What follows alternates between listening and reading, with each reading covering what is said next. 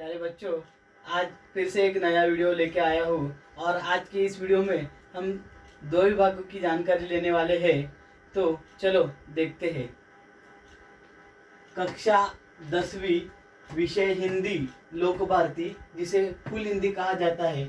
और आज का जो विभाग 2 है, आपके 10वीं के बोर्ड एग्जाम में जो विभाग 2 रहता है वो पद्य विभाग रहता है, मीन्स पोयम का विभाग रहता है। और इस विभाग को कुल 12 अंक रहते हैं और आपकी किताब में इसके लिए 8 कविताएं हैं। तो ये जो 12 अंक है, ये अंक के लिए आपके किताब में जो 8 कविताएं हैं, इन 8 कविताओं का आपको अच्छे से आपको इनकी पढ़ाई करनी होगी। जब भी आप पोयम या कविताएं पढ़ते हैं तो अच्छे से शब्दार्थ, पंक्तियों के अर्थ अच्छे से समझ कर लो। कुछ दिक्कत हो तो उसी समय आप अपने टीचर से वो समझा कर लीजिए। इसका फ़ायदा आपको ऐसे होगा कि आगे जाके कुछ तकलीफ यहाँ नहीं होगी। तो विभाग 2 में जो प्रश्न 2 है, और प्रश्न 2 में अ और आ ऐसे 2 प्रश्न रहते हैं। तो प्रश्न 2 का अ जो है वो हम पहले देखते हैं। अ में पठित पद्यांश मीन्स व्हाट, सीन पोयम, जो कुल 6 अंक के लिए है।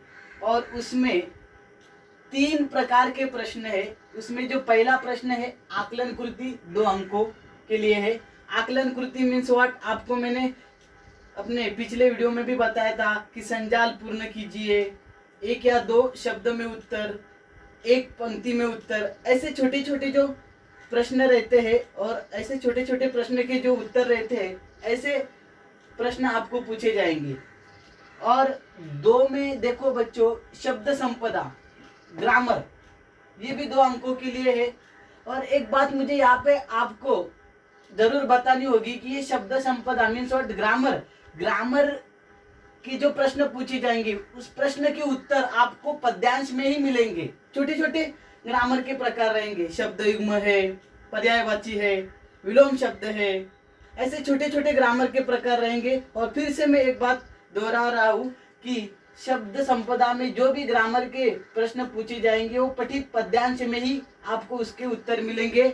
और आपको जो गद्य में भी जो शब्द संपदा है, गद्य के भी उत्तर आपको गद्यांश में मिलेंगे। ये बात ध्यान में रखिए। तीसरा जो प्रश्न है, ये सरल अर्थ या भावार्थ, इसको भी 2 अंक है।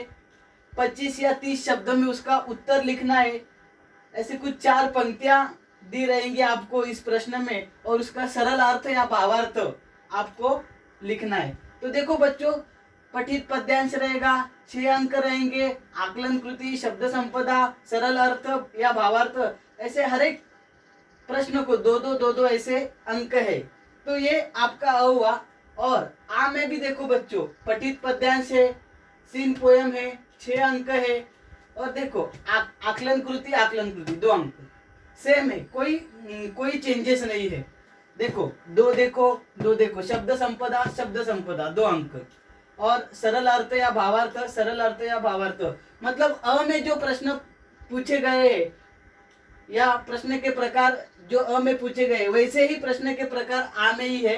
कोई भी दिक्कत नहीं आनी चाहिए। ऐसे छोटे छोटे प्रश्न रहते हैं, सिंपल है। आप समझदारी के साथ पढ़ाई करेंगे तो ये जो 12 अंक है पद्य विभाग के, ये आपको मिल जाएंगे। थोड़ी सी तैयारी जो है कि शब्दार्थ के ऊपर आप ध्यान दो, मीनिंग के ऊपर ध्यान दो, कविता ये जो है वो समझ कर लो।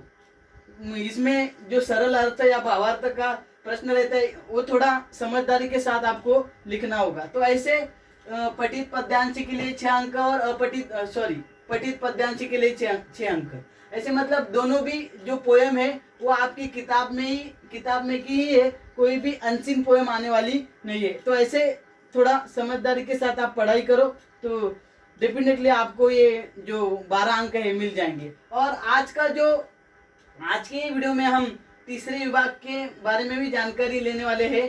जो तीसरा विभाग है आपके 10वीं के बोर्ड क्वेश्चन पेपर में, जो रहता है पूरक पठन मीन्स व्हाट रैपिड रीडिंग, उसको 8 अंक है। और आपके किताब में पूरक पठन में पाठ पाठ मीन्स व्हाट लेसन 4 है और कविता 2 है। देखो बच्चों, पूरक पठन में पाठ मीन्स व्हाट लेसन भी रहते हैं और पोएम भी रहती है, मतलब कविताएं भी रहती है। तो आपके किताब में पूरक पठन के अंदर 4 पाठ है और 2 कविताएं, ऐसे आपको 6 पूरक पठन है और 6 पूरक पठन के लिए आपको 8 अंक है। तो कैसे प्रश्न पूछे जाते हैं ये देखते हैं।